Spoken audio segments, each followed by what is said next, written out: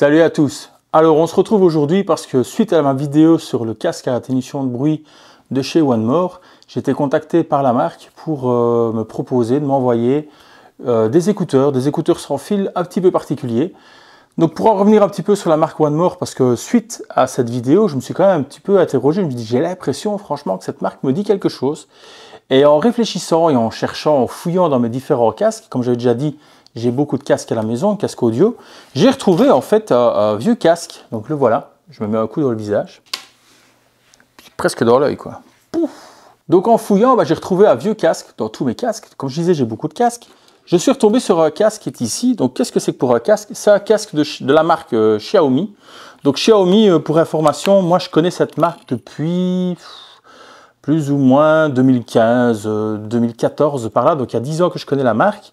Et il y a une chaîne YouTube difficile à trouver qui a perdu vie depuis très longtemps, auquel j'étais testeur pour Xiaomi en fait. Donc j'ai eu pas mal de produits Xiaomi, j'ai toujours de produits Xiaomi chez moi, que ce soit en audio ou même en domotique. J'ai des appareils domotiques ici dans la maison de chez Xiaomi. Et donc j'avais acheté des écouteurs pour faire des essais et dont ce casque qui m'avait été envoyé par la marque. Donc c'est un casque marqué iRize, donc qui était potentiellement de la haute définition audio. Je parle de ça donc en 2015, ça doit être par là. Il m'avait envoyé ça et qu'est-ce que je remarque en fait dessus? Je ferai un plan rapproché, il est écrit Mi Headphone, Driver, OneMore Design. Donc en fait OneMore avait un partenariat avec Xiaomi à l'époque, donc plutôt Xiaomi avait un partenariat avec OneMore pour sortir les écouteurs, donc que ce soit les écouteurs aussi à être auriculaires parce que j'ai des pistons de chez eux, j'ai aussi de chez Xiaomi et j'ai d'autres casques à être auriculaires de chez Xiaomi que j'avais eu aussi pour test qui sont également estampillés OneMore dessus. Donc OneMore n'est pas une jeune marque en fait comme je le pensais, c'est plutôt une marque qui a pas mal d'expérience, qui était connue en dehors de l'Europe et qui maintenant commence à faire son trou un petit peu chez nous en proposant des produits plus accessibles pour nous. Savoir qu'en fait au niveau de l'audio, pour l'information, nous, on est des petits joueurs en fait. Tout ce qui est audio, chez nous, on est vraiment des petits joueurs. Je ne vais pas parler des États-Unis, je vais surtout parler du Japon. Au Japon, l'audio, c'est une religion. C'est-à-dire que nous, on va mettre, allez, je vais acheter un casque 400 €. Je vais dire, j'ai acheté un casque 400 €, on va me prendre pour un dingue. On va me dire, t'es fou, 400 € un casque. Moi, j'achète un JVC ou un Sony à 50 €, il fait très bien le travail. Pourquoi les mettre des sommes pareilles? C'est pas toujours évident de faire comprendre qualité audio et bon rapport qualité-prix et aussi accessible. On a chacun une sensibilité différente par rapport au son. On a donc des standards qui nous sont propres. Moi, je suis un petit peu exigeant, mais j'arrive quand même à faire la part des choses. Et je pense que je reste quand même impartial dans le sens où j'ai des casques très chers ici, mais je peux quand même reconnaître, par exemple, le OneMore que j'ai acheté avec mes deniers personnels, était franchement de bonne qualité par rapport au prix. C'est-à-dire qu'on parle de casques ici qui coûtent grand maximum 80 €. Bien entendu, je ne vais pas comparer ça avec un casque de chez Fiio à 1000 €. Ça n'a pas de sens. Ça n'a pas du tout la même aura, c'est pas la même utilité. Je vais comparer ce casque-là par rapport à quelqu'un qui a envie d'acheter un casque qualitatif à un prix correct par rapport, encore une fois, à notre culture de l'audio, qui est propre je pense, à l'Europe. Je ne vois pas d'autres pays en Europe, en fait, où ils sont aussi barges que les Japonais. Il y a aussi aux États-Unis, il y a aussi des endroits où ils sont complètement tarés, mais je pense que le Japon, pour ça, la palme. Donc, par rapport à un public cible, donc habitué, le personne lambda, je vais dire, je parle de lambda, pas de lambada, hein. C'était la joke de la journée, c'est du bon matos. Et du coup, ils m'ont contacté, ils ont vu la vidéo, je pense qu'ils ont apprécié le fait que j'ai fait le test avec les micros dans mes oreilles pour montrer comment fonctionnait en fait l'atténuation de bruit. C'était une petite idée que j'avais eue comme ça. Ils m'ont contacté, ils m'ont dit voilà, on veut bien t'envoyer, donc là je le dis, c'est un casque que je n'ai pas payé, ils me l'ont envoyé, donc je vais être clair avec vous. C'est un casque qui ne coûte pas très cher, on a une cinquantaine d'euros, mais il est très particulier, c'est-à-dire que si vous travaillez par exemple dans un open space et que vous voulez pouvoir, à tout moment on doit pouvoir vous parler, parce que vous êtes dans un bureau partagé, parce que vous devez interagir avec les autres, mais que vous voulez quand même par moment pouvoir écouter votre musique quand même, mais en restant quand même bien conscient de ce qui se passe autour de vous, ou alors si vous êtes sportif, que vous allez courir dehors, il faut être conscient des voitures, il faut être conscient des vélos, il faut être conscient de beaucoup de choses. Sauf si vous êtes en train de courir sur une piste, là c'est différent, mais si vous êtes en train de courir sur une route qui est partagée avec d'autres usagers qui eux sont, où vous êtes usagers faibles par rapport à eux, c'est très important de ne pas s'isoler complètement. Donc les casques à annulation de bruit en extérieur, c'est le genre de choses que je ne conseille pas spécialement, ou alors vous avez des casques à atténuation de bruit comme j'ai mon Sony, qui lui permet par exemple de laisser transparaître certains sons et pas d'autres. Donc on peut isoler et sélectionner le type de son auquel on veut être isolé. Mais bon, là on rentre dans des prix qui sont beaucoup plus hauts. On n'est pas du tout dans la même philosophie, par exemple, que le One More que j'ai testé. Donc ici, ils m'ont envoyé, donc voilà le casque. Donc c'est Earbuds Open, ils appellent ça. Donc c'est le modèle S30, c'est le plus petit modèle, hein, comme je dis. Donc ils m'ont pas envoyé un modèle qui coûte excessivement cher. Je vais ouvrir la boîte avec vous. Qu'est-ce qu'on retrouve dedans? Ben rien, à part voilà, on a une espèce de boîte en plastique en forme ovale, on va dire. On a donc le moule en plastique, on a un petit guide, on a dans le fond de la boîte un QR code, donc on retrouve ici, qui va donner accès à sûrement, je vois, voilà, ce support technique.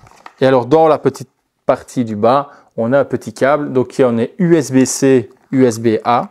Donc USB-C, ben, la norme maintenant veut de toute manière que tout matériel soit maintenant rechargeable via USB-C. Je regarde, il n'y a rien d'autre dedans. Donc il y a juste un câble, la petite boîte qui a une petite protection pour éviter qu'elle s'ouvre. Voilà, vous l'ouvrez et vous tombez sur des écouteurs qu'on ne verra pas parce qu'ils sont trop noirs. Donc je ne vais pas vous les montrer comme ça, je ferai des plans rapprochés. Vous les verrez sûrement pendant que je vous parle là. Donc on est vraiment sur une conception complètement différente de ce que j'ai l'habitude de porter. C'est vraiment la première fois que je vais avoir ce genre d'appareil. Donc on est sur un appareil qui lui est open. Donc il n'y a aucune partie qui vient rentrer, pénétrer votre oreille, pour utiliser des mots plus parlants, si je puis dire. Donc on est sur une conception en coquillage, je veux dire, hein, quelque part, enfin en maison pour les escargots. Vous voyez ce que je veux dire? Je n'ai plus mes mots.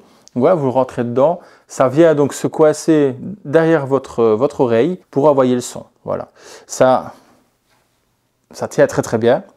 Alors, ce que je remarque, c'est que quand je fais ça avec ma tête, très fort, j'entends le frottement, il y a un petit mouvement qui se fait de l'écouteur sur la peau. Ça fait légèrement, mais c'est très léger, hein, je vous rassure tout de suite, c'est très léger.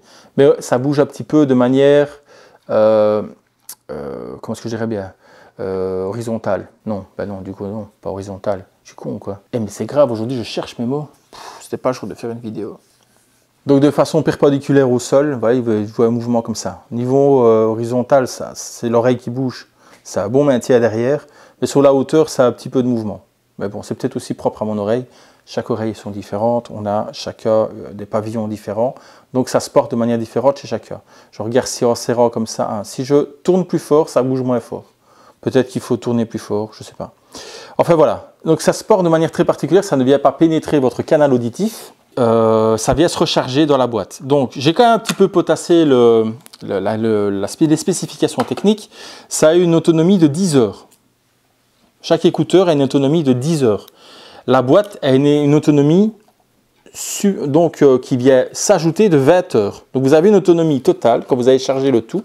Donc quand vous allez mettre charger, vous allez charger en même temps les écouteurs et la boîte. Et là, vous avez 30 heures de musique dans cette boîte. Elle est quand même balèze, hein. Au niveau de la taille, elle est quand même balèze, c'est pas petit. Maintenant, il fallait la place pour pouvoir y insérer le système de maintien autour de l'oreille. Voilà, donc qu'est-ce qui va se passer maintenant? Ben, je vais couper la vidéo. Je vais les utiliser pendant une bonne semaine, tous les jours, au travail. Je vais écouter, donc ce que j'ai l'habitude de faire, c'est qu'à midi, je fais une pause de 30 minutes où je regarde des vidéos sur Internet. Je vais regarder avec ça, donc je vais du coup paramétrer mes écouteurs sur mon PC de travail pour pouvoir écouter de la musique et des vidéos, ce qui me permettra du coup de pouvoir vous dire s'il y a une latence au niveau synchronisation labiale entre ce que vous regardez et les mouvements de la bouche et ce que vous entendez. Ça serait intéressant. Je pourrais aussi essayer de mettre sur mon téléphone et de jouer un petit peu pour voir s'il y a une latence aussi avec le téléphone par rapport à un jeu.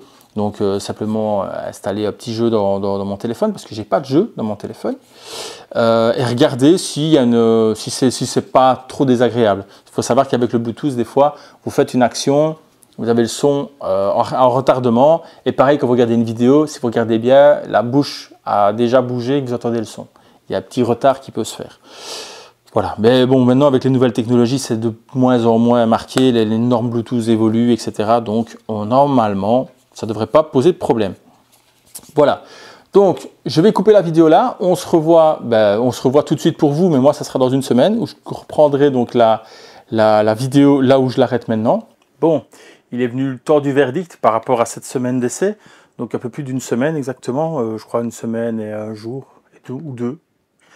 Surtout, ce que j'ai fait, c'est que j'ai utilisé au travail, donc j'ai essayé de voir un petit peu si ça pouvait avoir une utilité pour moi. Avec qu'au fur et à mesure que j'ai avancé dans le test de ces écouteurs, je me suis rendu compte d'un truc, c'est que c'était pas forcément destiné à quelqu'un comme moi. Pourquoi? Parce que c'est très ouvert, la qualité du son, du coup, elle n'est pas mauvaise, mais elle n'est pas non plus à hauteur de ce que j'ai l'habitude d'écouter. J'aime bien avoir un son assez complet au niveau de la fréquence des basses. Et ici, avec ça, on n'arrive pas à avoir une basse correcte. Forcément, le son est diffusé devant l'oreille. C'est pas pareil que d'avoir le son qui est diffusé dans l'oreille. Le rendu sonore est complètement différent, d'où l'importance, quand vous avez des intra-auriculaires, de bien choisir vos embouts. C'est très important pour l'isolation acoustique et pour aussi le rendu du son dans vos oreilles. Bon, alors si je vais faire un bilan ici, c'est très bien, surtout pour le prix. Donc pour le moment, via coupon sur Amazon, ils sont à 49 €, enfin 50 €, on va dire, parce qu'il y a des centimes, je ne sais plus combien, on va dire 50 €. C'est hyper pratique pour faire du sport, par exemple, aller courir avec, c'est très agréable. On entend tout ce qui se passe autour, on a son petit son, et si quelqu'un va nous appeler, etc., on l'entend. C'est ça qui est vraiment sympa. De toute façon, c'est inutile avec ce genre d'écouteurs de mettre le son fort. Ça ne sert à rien. Et en plus, je vais vous dire, le rendu sonore sera fortement altéré. Je vous conseille d'écouter dans un niveau sonore plutôt modéré. Ça fera du bien à vos oreilles et vous vous rendrez compte que vous avez vraiment conscience de tout ce qui se passe autour de vous, tout en entendant votre musique. L'autonomie, vraiment top. Vraiment, vraiment top. C'est-à-dire que là, je suis à... je ne dois pas être loin des 30 heures d'écoute et je n'ai toujours pas rechargé l'ensemble, donc le boîtier avec les écouteurs. Il m'arrivait de les avoir sur les oreilles, juste comme ça, avec un peu de musique, alors que je n'avais pas spécialement besoin. C'était pour vraiment les besoins de la vidéo, c'était pour le besoin du test. Savoir que si vous les enlevez, vous posez sur une table, le son continue. Il n'y a pas de détecteur comme sur certains écouteurs que j'ai, où quand je les enlève, il détecte qu'il n'est plus dans l'oreille, il met automatiquement la musique sur pause. Ici, c'est pas le cas. Les zones tactiles sont pas mal. Dans l'application, c'est réglé, etc. Double tap, simple tap, appeler Google Assistant, Siri, j'imagine, peut-être, je sais pas, moi j'ai pas d'iPhone. Donc en tout cas, tout ça fonctionne. Décrocher, changer de musique. Les zones tactiles fonctionnent très bien, sont très larges. Donc ça c'est assez simple, c'est vraiment pas mal. À ce niveau-là, USB-C pour la recharge, ça recharge très rapidement. L'appairage, hyper facile. Si ce n'est que je ne suis pas vraiment le public cible parce que j'aime bien m'isoler. Maintenant, à toute raison gardée, je vais quand même les utiliser. Pourquoi? Parce que simplement, moi à mon bureau, on est à 3 dans un bureau. Donc ça arrive que, entre nous on parle, c'est normal, hein. On a des discussions. Au moins, quand j'ai ça, si on vient à vouloir me parler, la personne ne se prend pas avant. C'est toujours un peu désagréable quand on veut parler à quelqu'un et qu'il ne vous entend pas parce qu'il a ses écouteurs ou son casque. Ici, c'est plus facile de pouvoir interagir avec le reste. Au niveau des écoutes du micro, j'ai passé un appel avec pendant plus de 2 heures. J'ai passé un appel téléphonique de plus de 2 heures, presque 3 heures, hein, c'était avec Jackie. Je ne sais plus du tout, c'était un soir comme ça, on avait des choses à se dire, beaucoup de choses à se dire. Et la conversation a duré et j'étais avec ceci. Il m'a dit que le son n'était pas top, mais c'était tout à fait raisonnable. À savoir que j'étais dans mon salon, donc un endroit où il n'y a aucun bruit, plutôt bien isolé, donc forcément, voilà, ça joue aussi. Je n'ai pas testé, à vrai dire, une conversation à l'extérieur, etc. J'imagine que de toute manière, c'est comme tous les écouteurs comme ça, où les micros sont au niveau de votre oreille, c'est pas top. Il n'y a rien à faire. Pourquoi est-ce que le form factor Apple marche si bien avec le micro qui descend vers la bouche quelque part? C'est de pouvoir capturer le son à l'avant, qui ici c'est plus compliqué de venir rechercher le son devant. Donc on a un peu l'impression d'avoir un son caverneux. Donc c'est certain qu'avec ce genre d'appareil, vous n'allez pas commencer à utiliser ça comme un kit main libre tout le temps pour appeler vos appels, etc. Ça dépanne très bien, ça fonctionne bien, mais je ne conseille pas non plus, je ne vais pas dire que c'est top au niveau de la communication. Utilisez ça sur votre smartphone ou ou même sur... Je n'ai pas essayé sur une console, j'aurais peut-être dû essayer sur une console. Si j'ai le temps, je mettrai ici le résultat en testant sur une console. Donc, c'est vraiment compliqué de donner un avis. Bon, je dirais en gros, si vous voulez des écouteurs pour travailler dans un environnement où il faut que vous soyez conscient de ce qui se passe autour de vous, c'est fait pour vous. Si vous êtes sportif, vous allez souvent courir dehors, etc., et que vous voulez être conscient de ce qui se passe autour de vous, et je vous le conseille grandement, c'est fait pour vous. Si vous êtes un accro de la qualité sonore et d'avoir un son top, c'est pas fait pour vous. Si vous voulez les utiliser pour des communications, etc., constantes avec ça, c'est pas fait pour vous. Une communication pour dépanner, ça fonctionne, il n'y a pas de souci. Vous allez sur les oreilles, vous avez votre téléphone, vous allez pouvoir communiquer, il n'y a pas de problème, ça fonctionne. C'est pas aussi bien que d'autres écouteurs qui font largement mieux. Maintenant, à 49 €, 80, je sais plus, on va dire 50 € encore une fois. À 50 €, c'est du bon. Franchement, One More fait encore un super taf. La boîte est très quali. La charnière est vraiment qualitative. Quand on ouvre directement, ça allume les écouteurs. Donc dès que vous ouvrez, hop, c'est appareillé avec votre téléphone. C'est assez perturbant, dans le sens où si vous avez votre téléphone en main, vous êtes en train de passer une communication, et que vous venez à chipoter avec votre boîtier, juste l'ouvrir, j'ai eu le cas, la personne ne vous entend plus aussi bien, parce qu'elle dit qu'est-ce que tu as foutu, et vous l'entendez plus. Parce que le son, il est dans les écouteurs. Donc voilà, j'espère que j'aurai fait le tour. Je ne conseille pas ça donc à tout le monde, je conseille ça pour vraiment un public cible. J'espère que One More va essayer de m'envoyer des écouteurs qui me correspondent plus, que je puisse vous donner un retour sur la qualité audio. Ici, la qualité audio, c'est compliqué de vous donner un retour, parce que c'est pas fait pour ça, pour moi. C'est pas fait pour avoir de la haute qualité audio. C'est fait pour pouvoir écouter de la musique sans être coupé du monde. C'est vraiment ça que c'est fait. Et avec un excellent maintien, ça je l'insiste très bien, au niveau de l'oreille, le tour d'oreille, c'est un très très beau système. Le son est top. C'est très voyant à l'extérieur. C'est aussi un avantage, parce qu'au moins on est sûr que la personne vous parle et ne dit pas pourquoi est-ce qu'il ne m'entend pas bien ou autre chose. L'écouteur, on le voit sur votre oreille. Il est très présent. C'est certain qu'avec ça sur vos oreilles, on ne peut pas se dire « Ah, j'avais pas vu que tu avais des écouteurs ». Ça se voit assez fort. Voilà, sur ce, écoutez, moi, j'ai fini pour ces écouteurs-là. C'était donc une vidéo un petit peu hors sujet. On revient sur de l'arcade. J'ai beaucoup de rush à traiter arcade, parce que j'ai beaucoup travaillé ces derniers temps sur des bornes. Donc, ça va venir, il faut juste être patient. On se revoit quand on se revoit. À ciao.